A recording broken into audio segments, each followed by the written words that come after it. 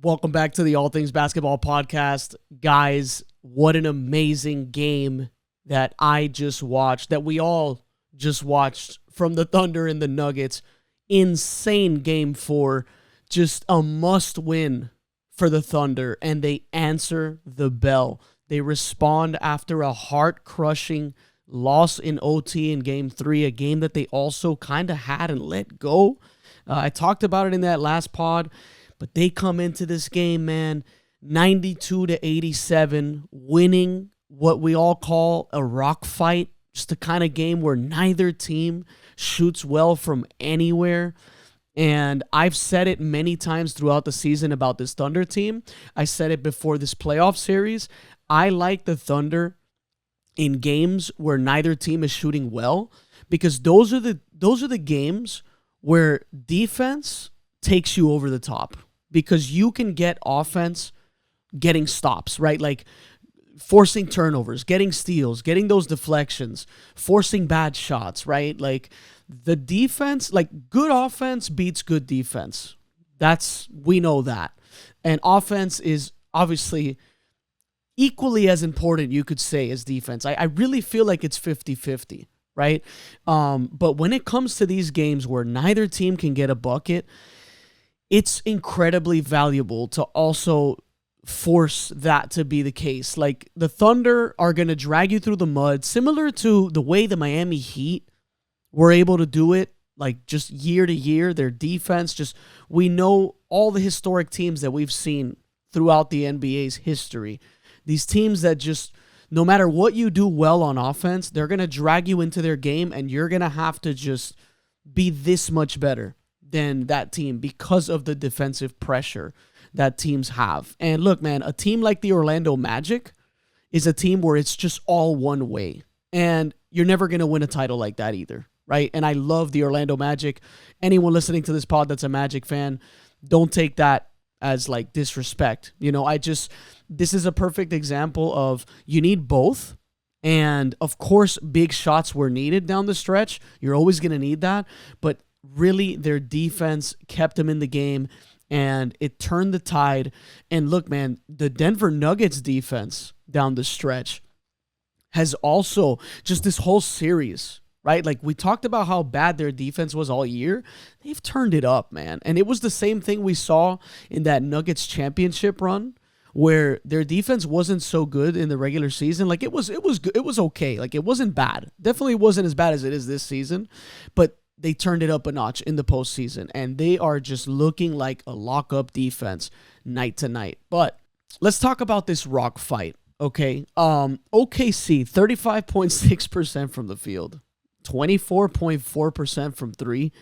Denver, 31.3% from the field, also 24.4% from 3. That was weird to see. They both shot the exact same percentage to the decimal. That was weird. Now, if I told you guys that Jalen Williams, after that Game 3 heart-crushing loss, if I told you that the Thunder were going to get a 10-point game from Jalen Williams where he goes 2 for 13 from the field, an 8-point Chet Holmgren game, a 2 for 10 Lou Dort game, you would probably tell me, well, you know what, they lost. They're down 3-1, if I'm telling you this without giving you any other information. But then there's the other side of the coin, and that's Michael Porter Jr. back to the struggles, 1 for 7 from the field, could not hit a 3 after looking like just elite sniper, man. In Game 3. Jamal Murray struggled. You're always afraid when he's hitting those turnaround jumpers, those contested stop and goes, kind of fadeaways in the lane, and but they didn't fall in this game. 4 turnovers for him. You get 4 for 11 from Christian Braun. A big struggle from him. He has been awesome defensively, by the way. I missed that point in these last couple of pods. Don't want to sleep on Christian Braun because I've been a fan of him for a very long time, and I feel like I didn't give him his dues on the last pod. So definitely doing his job defensively. Did not show up on offense in this game. Russell Westbrook this was the kind of performance on offense that the Thunder are really hoping to get when they're facing Russ and they're closing out late on him, leaving him open at the three-point line, rotating late to him, cheating away from him like every team has done all year long and pretty much his whole career. 2 for 12 from the field. That's rough. But also Russ just being a pest also on the defensive end, playing those passing lanes, making the Thunder really overthink and second guess that one extra reversal around the 3-point line, that one extra pass. He really does put fear in an offensive player's heart when they're thinking, ooh, I got this extra pass, but Russ is kind of, playing in the gaps. So shout out to Russ for, holding it down on that front. Jokic, another struggle on offense. And some people are going to say he's gassed. Some people are going to make some excuses. I hold players accountable. More importantly, I hold superstars accountable. And look, man, Jokic, I've said it many times, he's my favorite player to watch in the league. He's the MVP in my eyes. But now, time and time again, he hasn't shown up offensively, and you can go look at the numbers. Obviously he shot a lot of free throws, made a lot of free throws. He missed 2 really big free throws down the stretch, back-to-back free throws, which I remember telling my wife who was watching the game with me, I'm like, he's not going to miss 2 free throws in a row. Like, I'm fully confident in Jokic down the stretch. Incredibly clutch player, makes insane shots. There was like this up and under, I don't know if they counted it as a 3, but he ball fakes it, steps in. I think it was actually a 2, and he takes this crazy long 2. I forget at what point in the game that was, but just the kind of guy that Jokic is. And he struggled, man, and you just got to give credit to the Thunder defense.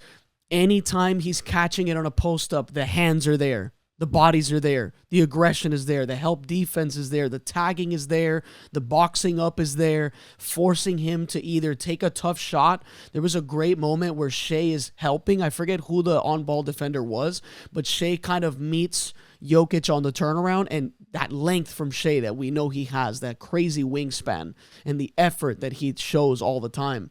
He's just right there for the shot, and Jokic misses.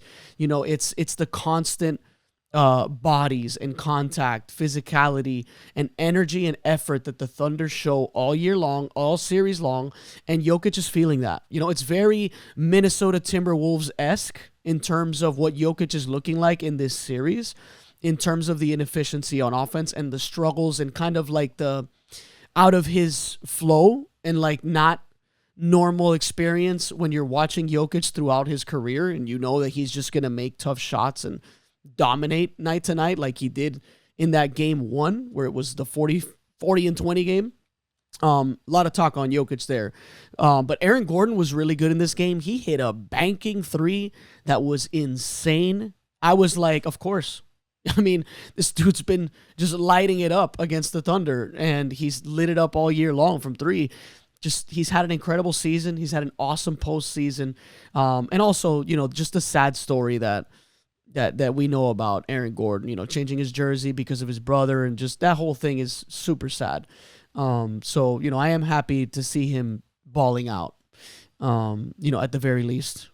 Obviously, that's not the most important thing, but so, for OKC, man, after that bad fourth quarter from Shea and overtime in game 3, he shows up here and shows up big time.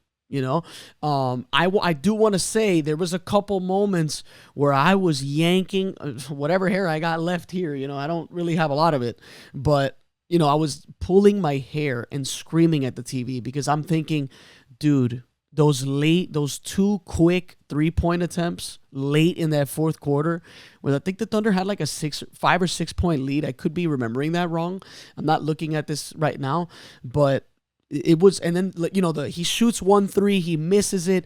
The Thunder grab the offensive rebound, and I'm like, yes, good. Like, let's go Thunder, right? Because you guys know I'm rooting for the Thunder. Like, I'm sorry. I'm sorry, but and then he gets it again. And he takes another 3. And I'm like, no, you didn't, bro. No, you didn't just shoot another 3. And it was another miss. And I'm like, I really hope this doesn't come back to bite him and they don't fumble another lead, because it was another Jason Tatum-esque experience just that short little window of those two quick threes, just out of character. I know he's trying to put it like he's trying to get that comfortable lead. You get that extra possession and you want to kind of test your chances because you're thinking there's no way I'm going to miss back-to-back threes. But I love the confidence, but at the same time, just value the possession. The Nuggets are like, the Thunder, similar to the Celtics offensively, they have the ability, because they have 4 to 5 guys almost at all times that can shoot threes and put the ball down, with the exception of Hartenstein. Like, they can really make a team scramble in rotation mode by just attacking one defender. You get by that one defender, you draw help, all of a sudden the floodgates are open. There's a kick out, there's a ball reversal, there's an open teammate, and I just wish that the Thunder would stick to that a little more, because down the stretch, I'm really seeing these moments where Shai wants, it almost looks like Shai, he's so confident, and by the way, my favorite player of all time is right there behind me, it's Kobe Bryant. And look, this was a guy that he wanted the shot. He wanted to put the team away. And, that was his mentality. And I loved him for that. Two-way player, the whole thing. And it's no surprise why I'm also a fan of Shai. Very similar with the mid-range and the shot creation and the mental toughness and the confidence, But you have to stay within your comfort zone. You have to do what you do best, and you have to do that as often as possible. And time again, I find myself seeing Shai chucking these threes, and I never think they're going to go in. In fact, when they go in, I'm like, what? Thank God. I'm like, I'm in, it's kind of a disbelief, and it's not that he can't make them. It's just that he doesn't make them at an efficient clip. And in the postseason, that's definitely been the case. He has not shot it well from three. So whenever he takes it, I'm just like, we definitely could have gotten a better look. And I'm not mad at the ones he's taking when he's wide open, right? I'm a fan of the wide open three. That's fine, right? You got to take it when you get it. But, it's those moments where there's a defender on him. He does that little pound dribble step back kind of three thing, and the defender is in his vicinity, and there's plenty of time on the clock. So, those are the times where I'm very critical about, the things that Shai does. So I'm fair. I'm not being this biased, like, this guy's perfect and all that, because no player is perfect. And, that's a critique I have of him for sure. I want to get to these last points about the Thunder before I close out this episode. Cason Wallace has done an incredible job on the defensive end. Obviously, in this game, he hit huge, much-needed clutch threes. It was so needed. And by the way, so did Aaron Wiggins. Incredible game from Aaron Wiggins. Let me look at I got his numbers right here. Let's see. He had, those 10 points, 3 for 6 from 3, and 4 for 8 from the field overall. Just really showed up when the Thunder needed them most. And let's see, where else can I go with it? Oh, yeah, just quickly to the Cason Wallace thing. The way this guy pursues the ball is incredible stuff to watch. Like, if you're a basketball coach or if you're a fan of defense, look no further than Cason Wallace. I mean, obviously, you got Lou Dort on the team, and you got Alex Caruso, and you got Shai, and you got Jalen Williams. I mean, it's ridiculous when you're talking about defense with these guys. But at the same time, when Dort's taking a rest or Cason Wallace is showing his defensive abilities, this guy is incredible, man, to watch. I mean, the way he chases the guys that are about to catch the ball, like guys that are running off of off-ball screens, through handoffs, and the way he thins himself out as he gets through just the ball pressure, the strength, the quick hands, the quick feet, the angles, the discipline. I mean, look, this is a guy that plays incredibly aggressive, and let's see how many fouls. 4 fouls, yeah. 4 fouls, but it's because this is a team that fouls a lot. All of the great defensive teams in history are pretty heavy foulers because they're pushing that line to see how much they can get away with. They're very aggressive. They don't leave fouls on the table. And could it bite teams at times because you're putting teams in the bonus early? Yes. But you definitely are happy when you see your best defenders leaving nothing on the line, leaving no stone unturned, right? Forcing the referee to blow that whistle. Like, we'll see how long you can hold that whistle for. I am going to be as physical as possible. And that's something that the Thunder constantly do night to night. But yeah, just watching that defense from Cason Wallace is awesome. The shot making, the whole thing. I want to talk about Jalen Williams real quick, who I've been, the James Harden comment I made in the preview of the postseason preview pod, or maybe it was after game 2. I'm not entirely sure. At this point, it's all a blur. But here's another bad game for Jalen Williams, man. And look, defensively, of course he's doing his job, but 10 points, man. 0 for 5 from 3, 2 for 13 from the field. We need you, dude. The Thunder needs you to be at least like decent. This is what makes the Thunder great, though, and that's the fact that they can sustain a 2 for 13 game from the second best player on the team. They can sustain an 8-point game from the third best player on their team, Chet Holmgren.